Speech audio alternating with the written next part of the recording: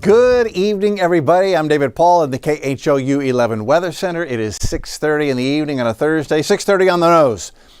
Thought we'd start with a July weather wrap-up as we end the month of July. I can't believe August is here, starts tomorrow. Looking at temperatures, these are high temps day by day through the calendar in July. Stats down there below. We had 9 days where high temps were below normal, 3 where they were normal, 18 where high temps were measured above normal for this time of the year. So July is going to go down as an above normal month, high temperature wise. Let's see, and today high temp was 95, so that is going to be, I believe, right on normal for this time of the year. Yep, last Sunday was 95, so this week 95 is the normal high. So you can go to 4 on normal there for the days of the month of July. Okay, rainfall at Bush Intercontinental Airport, our station of record for the month of July. Normally we get 3.68 inches of rain. They had 4.2 inches of rain at Bush. That's about a half inch above normal for the month of July. A lot of folks had more than that. At Bush for the year, normally by this time of the year, we've had 28.84 inches of rain. We've actually had 26.57, so we are 2¼ inches behind overall for the year 2025. Close to normal. High temps today. College Station went to 97, Bush 94. Scratch that. Bush did actually go to 95 after they had posted 94 for a high, had a little sun come out, so 95 is going to be the observed high today. Hobby went to 89. That's it. Thick cloud cover kept the temp down at Hobby below 90. Galveston had a high of 87. But all those high temps today, well below the records. College Station record today, 106 back in 23. Bush, 103 back in 23, 102 at Hobby on this day back in 23. That was a hot day, and then 98 is a record back in 2015 for Galveston. Temperatures. Now, these are low temperatures this morning across the nation. Casper, Wyoming had a morning low of 55. Man, they must have loved that. Denver, a low of 54, 65 in Des Moines. Chicago woke up at 68, Sault Ste. Marie 55. So they're getting a little cool front coming through the northern and central plain states. We'll go forward to temps now, and there we are at 94. Dallas holding on to 100. But north of that, you can see we've got a north wind in Oak City. They're at 88. Kansas City, northeast breeze in 79. So they are loving it. A beautiful, mild summer day, a cool down across the Great Plains, Central Plains. Buffalo, New York's at only 69 degrees. And then with 100 at Dallas and then 90 at Nashville, you can see right in here there's a boundary. So there is a frontal boundary parked right here, separating much more comfortable air to the north from sweaty summer conditions to the south. That boundary is going to be the focus to kick off thunderstorms as we head into the weekend. In particular, this is Saturday. That front gets close to us on Saturday. It may kick off many strong storms on Saturday afternoon and evening. And with high pressure building in the upper levels, this is the upper level wind flow. That high expands and becomes more amplified as we head into Monday. Gives us a little more of a trough here across the south central U.S. That should keep a daily rain chance going into Monday with scattered showers again on Monday across the Houston and South and East Texas area. So that's why I've written in here, rain chances return Friday, and they do. They begin to really pick up tomorrow, but it's Saturday into Sunday and Monday that will get this troughiness going here, and that will keep a daily rain chance going as we head through the weekend into early next week. As we mentioned, it's 94 at Bush Intercontinental Airport, Hobby's at 91, Tomball's at 90, Huntsville 94, Galveston is 86. Factor in the humidity, and it feels like 98 in Galveston. Bush feels like 98. Conroe 101 feels like 107 in Huntsville on a warm, very humid, and mostly cloudy day with lots of high-level clouds coming in from the storms in Louisiana. So we have not had any isolated thunderstorms this afternoon. Models suggested we would have at least one or two this afternoon. That just hasn't happened. Where we do have rain and thunder is here. Shreveport, south of Shreveport, heading into East Texas, Piney Woods, significant thunderstorms up here. Those are the white boxes.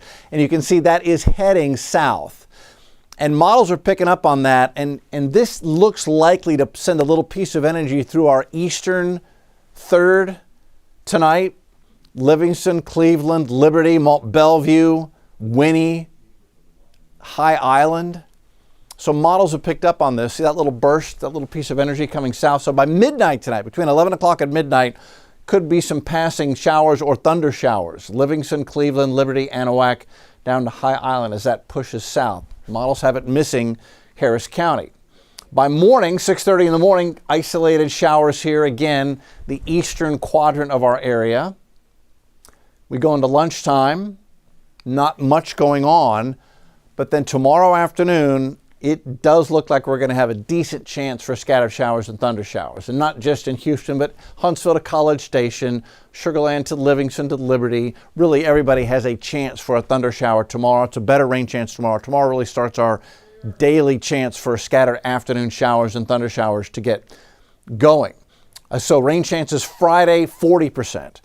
Saturday, at least a 60% chance. And it may end up that we get a widespread rain and thunder as we go into the afternoon and evening on Saturday as that front I showed you pushes in. So on the app, just turn on notifications. If we get a severe warning, you'll get the notification right in your hand on your phone. Sunday, 40%, Monday, 40% as that daily rain chance continues through the weekend into early next week. Here's a closer view of that front coming in. That's the boundary pushing in to Houston. This is the same boundary cooling off the northern and central plains. We won't get any relief temperature-wise from this other than the rain, giving us some rain-cooled air Saturday evening as the front's going to stall and then just kind of fizzle out. It's going to be the first couple of days of August. It would be very unusual to get anything of significance with a front through here as far as temperatures go. But we can get a thunder shower from it. Now, plenty of moisture in the atmosphere. As far as a flood risk, it is marginal. That's a 1 on a 4-tiered threat level.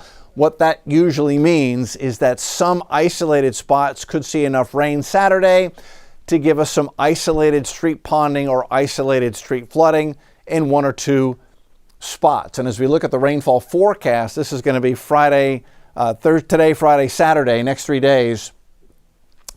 couple of little bullseyes do pop up here and there across southeast Texas. You get into the lighter blue, you're talking about 3/4 of an inch to an inch to maybe an inch and a quarter. And you could get that in a hurry with a thunder shower coming through, especially Saturday. And so that'll be the rainfall threat. It's not huge, but some isolated spots. You get an inch of rain in 15 minutes. You'll see street ponding and street flooding for a little while before it has a chance to drain off. Much better chance for heavier showers southwest Louisiana into the Gulf. Looking further out in time, August 6th through the 10th, wetter than normal conditions expected across the eastern seaboard, drier than normal desert southwest, temperatures above normal desert southwest and Houston, only a couple little spots below normal up there, Chimney of Idaho, and then perhaps normal temperatures going into the Carolinas, northern Georgia. Hurricane season. So here we go, August 1st. So we're right here. Tomorrow's August 1st. So that's it. After this day, statistically, we kind of stay where we are. And then around the middle of August, the 15th of August, in fact, that's when statistically we start to really usually see much more in the way of tropical development, peaking September the 10th.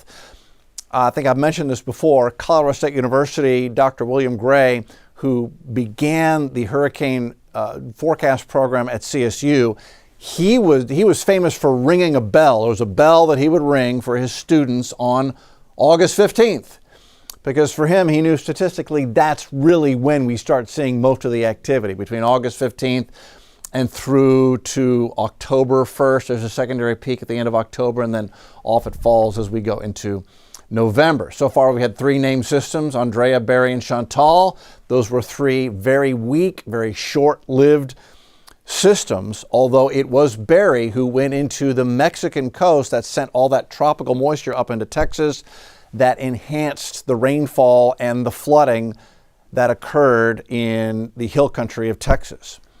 So if we're going to go all the way to all the names we're expecting, we'd get all the way to Pablo. That would give us 16 named storms. Again, sea surface temperatures remain a little bit above normal, but think of sea surface temperature as just kind of checking a box. Even if you have above normal sea surface temperatures, it does not mean you're going to have an above normal hurricane season. There's so many more factors that go into it. Upper level winds are extremely important. The strength of the waves that come off the west coast of Africa. And right now we just don't have any vigorous waves coming off the west coast of Africa. Still have dust getting kicked off up here. Dust is one factor that can limit activity with the sinking dry layer of air. And we have plenty of that out here. Although the forecast going now into next Thursday, this is as thin as I have seen it. And this time of year, quite often, the dust plumes become less intense. So less dust going into August, the waves coming off the west coast of Africa getting a little more intense. Those are 2 factors that quite often lead to, statistically, us getting more storms as we get into the middle and end of August. Nothing expected out there for the next 7 days. Here's Friday, 78 in the morning, 91 by noon, 96 tomorrow afternoon, 40% chance for scattered thunder showers as we begin a daily chance for scattered thunder showers Friday. We talked about Saturday. I think it's the afternoon and evening with that front approaching, kicking off a line of storms that could bring some strong storms to many places Saturday afternoon and evening. Sunday, 40% chance, Monday, 40% chance, mid-90s, and a slight chance as we head into the middle of next week. All right, that's where we stand as we sit here on Friday Eve. Have a beautiful evening, everybody.